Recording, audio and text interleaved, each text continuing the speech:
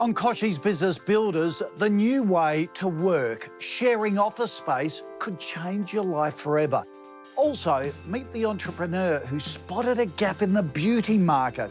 Her mission, to detoxify the space. Plus, the friends that built a thriving business, how you can do it too.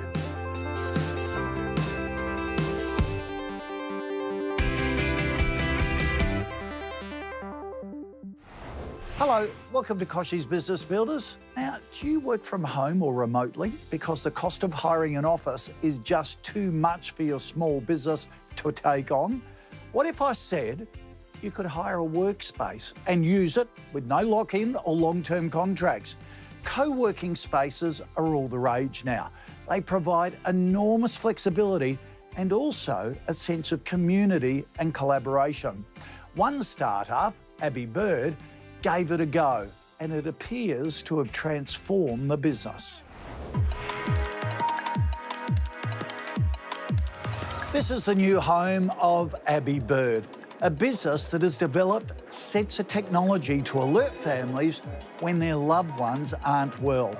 General Manager James Tucker was previously borrowing a desk in another office and collaborating online with colleagues. So, they're all working from the one spot. James, welcome to Work Club. How did you find us? Thanks, Erin. Real pleasure to be here.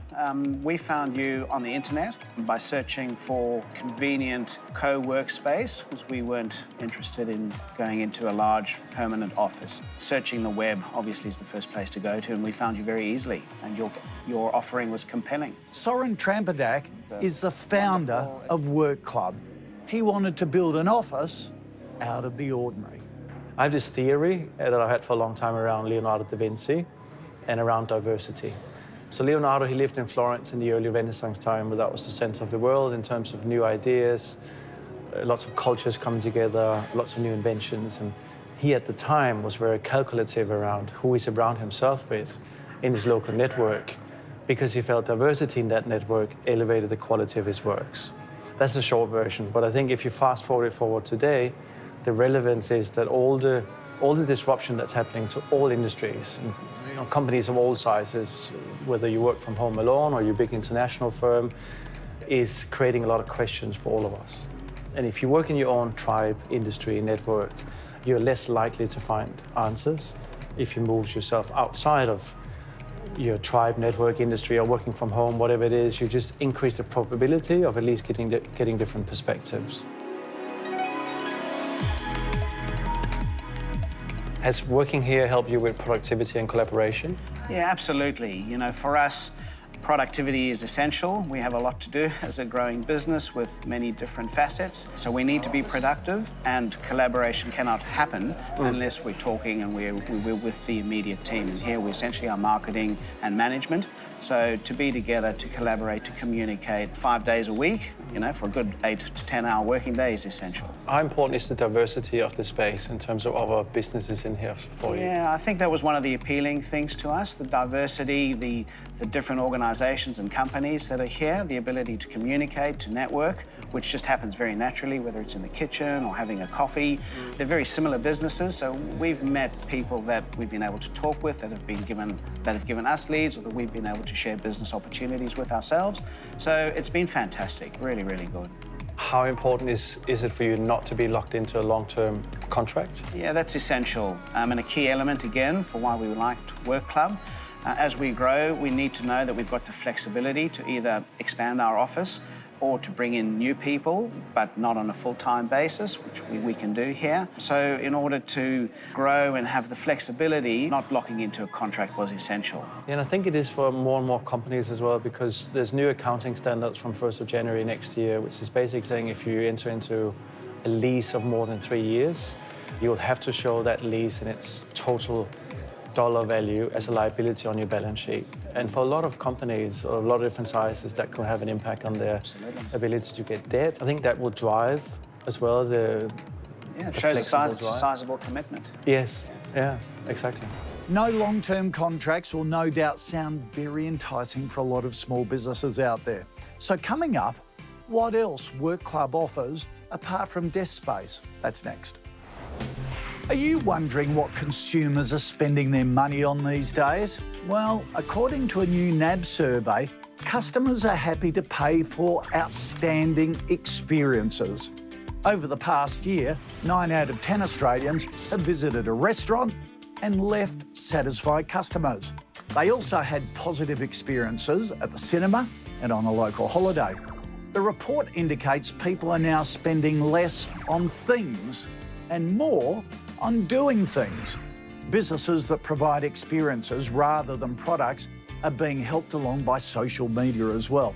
That's because consumers post more pictures when they're doing entertainment, food and leisure activities. Researchers also found consumers are more interested in bricks and mortar stores rather than online shops. Consumers rated their retail experiences most positively at physical stores. Their favourite places to shop? Discount department stores, major supermarket chains, and, would you believe, discount chemists. For the full report, visit nab.com.au/insights.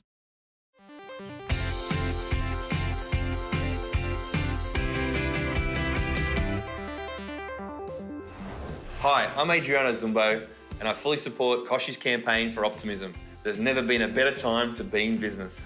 You're watching Kochie's Business Builders. Have you ever thought about sharing an office with other professionals? That's exactly what a startup is doing by joining Work Club. It's not just an environment suited to small businesses, with larger corporations also jumping into the shared office space. Let's find out how it could help spark more innovation and connections for you.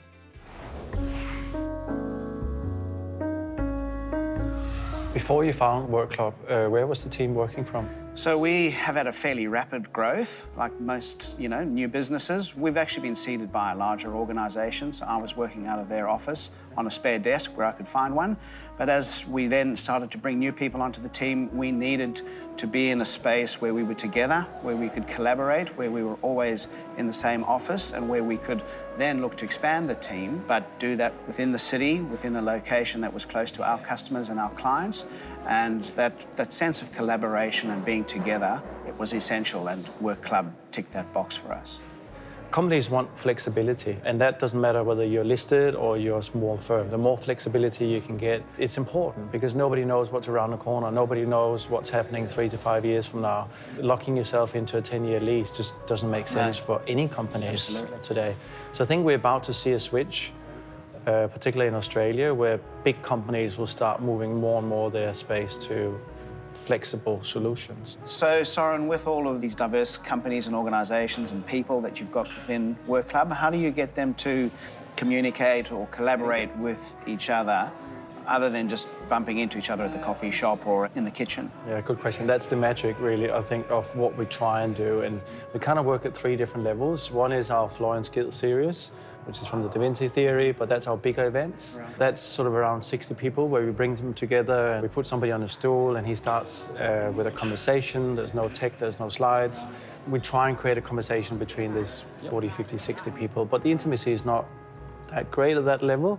So the next level down is what we call round tables, where we invite 8 members to sit around one of our dining tables, and it's very focused around real conversations. 9 minutes each, 3 minutes where you talk a bit about yourself, what you do, your business, and then what is your biggest issue that you're keeping you up at night right now.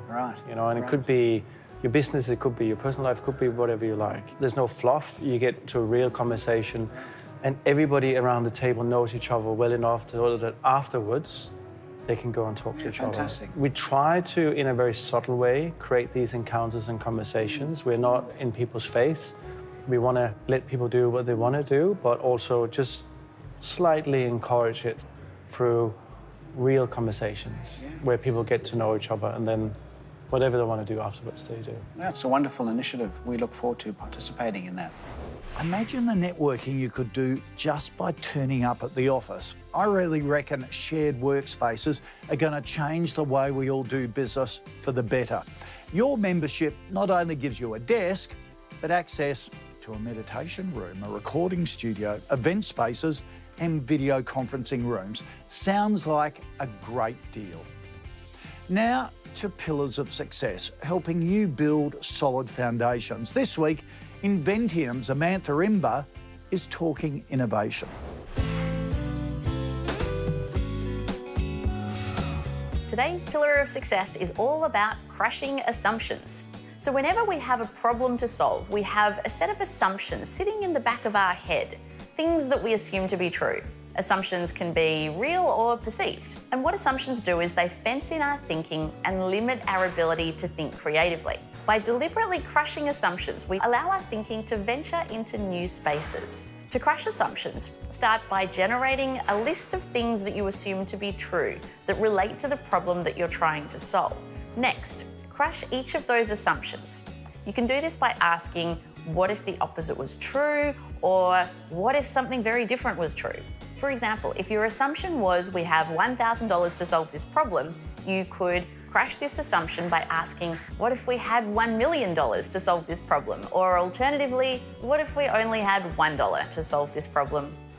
Coming up, the two friends that teamed up to create fashionable maternity wear. Advice on how to build a thriving business.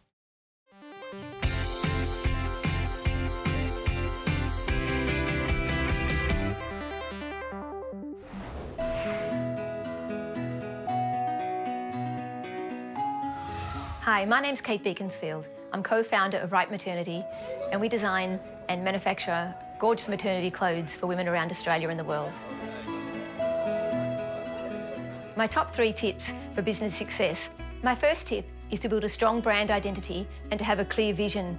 It's important to know why you exist, what your brand defines, and what your customers really value. My second tip is to be nimble.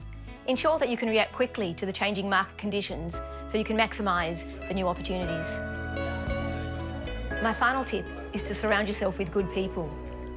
Create a strong team, and don't be concerned if those around you know more than you do in their respective areas, as that's how they give you the best value. And so they were my top 3 tips for success. Good luck with your business. Now to an entrepreneur who spotted a gap in the beauty industry and went for it. Erin Norden is the founder of Clean Beauty Market, which stocks only non-toxic products. The business hasn't even been operating a year, but is going so well, plans are in the pipeline for expansion. My name's Erin Norden. I'm the owner and founder of Clean Beauty Market.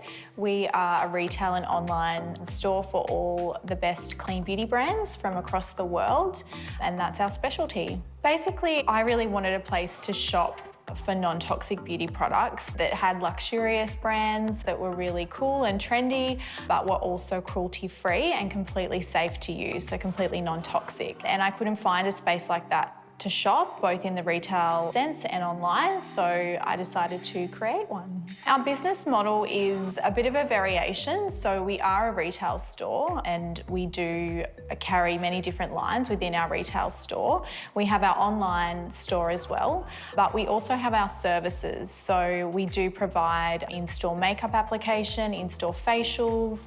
We even do clean beauty swaps where people can bring their toxic products in and we can swap them for cleaner options. So our business model is like a triangle of those 3 things. We stock over 50 brands, so those brands are skincare lines, makeup lines, we have hair care, we have perfume, we even have inner wellness products, so ingestibles, beauty powders, beauty liquids, things like that. So that's basically what we stock, a mix of those kinds of products and many different brands. The journey has been really great and exciting. Obviously, there's definitely been some ups and downs and learning curves. Just the amount of work, obviously, that goes into starting a business and growing a business is really nothing like you could ever prepare or plan for. So it's been a really great mix of all different emotions, but really exciting at the same time. The biggest challenge has been definitely juggling the many different aspects of the business. Being a new business, I'm doing much of everything myself, which is wonderful because I'm injecting, you know, like my heart and soul and personality into the business, but just being able to manage all the different things that need doing all really fall mainly on me at the moment. So that is always a challenge. We love that our online store is growing. Our online store is a wonderful part of our business. We would really like to expand on the retail side of things and open more stores. Because we are a beauty destination, I feel that for beauty, you do need that retail side. People need to experience and try the products. So really having both, growing our online store and also opening more of our retail stores as well. Erin, you've done so incredibly well. I look forward to seeing more stores pop up in the future and keep us up to date. Coming up, Ask Kochie. You throw me a business question, I'll do my best to answer it.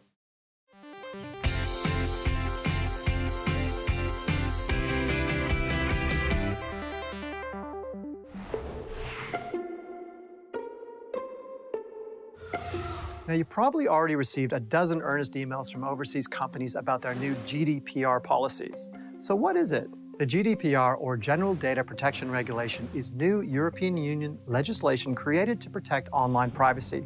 It also marks the beginning of a global push towards greater user privacy. It's only a matter of time before some or all of it will be adopted into other countries' privacy laws, including ours. Largely, the GDPR is about privacy by design. What that means is businesses must clearly identify what information is collected, what it's used for, and obtain specific consent beforehand. If users don't consent, then there must be no degradation in the service or offer. This should scare you a bit. While it may not be Armageddon, a lack of compliance could really bite you. Fines have been legislated at 4% of turnover, or up to $30 million. No more buying email lists, no more capturing emails from free offers, ebooks, or reports, no more sending marketing emails to previous customers, and no more default tick boxes without consent. Get a head start by obtaining a copy of both the Australian privacy laws and the GDPR, and put steps in place now to make sure that your business complies when the time comes. Ask Kochie time now, and this week a business owner got in touch asking how to build brand perception through marketing. Hi, my name's Loretta Batten and my business is SafeLace. SafeLace is a small silicone product that, when applied to any laced shoe, adults or children's, completely stops the laces from coming undone. For sport, school, athletes, any laces at all. You can check it out at safelace.com.au. Kochie, my question to you is, with little or no marketing budget, other than cold calling and social media channels, what do you suggest we do to really launch the business into the market and gain some real exposure? Can't wait to hear your advice. Thanks for getting in touch, Loretta. I'm really glad you got in touch because brand building is so important for every small business. Your brand is the personality of your business. So before you embark on any marketing campaign, make sure you define your brand and figure out what differentiates SafeLace from other businesses out there. Now, there are several things you need to do to build on a consistent basis your brand. First things first, make it easy for customers to make contact. Obvious, isn't it? Your name, address and phone number and your description of your business should be consistent everywhere. Use the same information across your website, your social channels, and all other platforms your business is featured in. Having the same business description at different sites will make your brand look consistent and add credibility. It's not just information, though, which should be consistent either. Use the same photos and videos across all your platforms. Secondly, get your customers talking. That means getting reviews, which act as trust signals for potential new customers. Fresh reviews add value to your brand. So in order to get customers to take time out and write a review for your business, send them an email asking them to share their experiences online. If you find yourself, though, copying a negative review, don't be afraid of it. Make sure you respond. Great brands care about what all their customers think. Also, don't underestimate the value of building business relationships in your community. Find forums, blogs, social media groups relevant to your business and start engaging in a conversation with them. Small business owners just get so tied up working in the business, and finding time, though, to do this is going to set you apart and really make a difference. Loretta, have you also thought of making a video? 90% of online shoppers find them helpful, and a professional video can make your business look like a top-class brand. So you could create and explain a video of how Safe Lace works. It's actually never been easier to build a brand on a local or even international platform thanks to the internet. And it won't necessarily cost you any extra. It just takes time and consistency. So Loretta, I hope that'll put your business on track to becoming a dynamic and recognised brand. Good luck with that. Keep us up to date. And don't forget, if you have a question you'd like answered, be sure to send it in to kbb@pinstripemedia.com.au. I'll do my best to answer it. Coming up next week, HR experts offer advice on how to manage the people in your business. And don't forget to join our Facebook Live discussion every Monday from 12:30 Eastern. See you next week for more Kochie's Business Builders.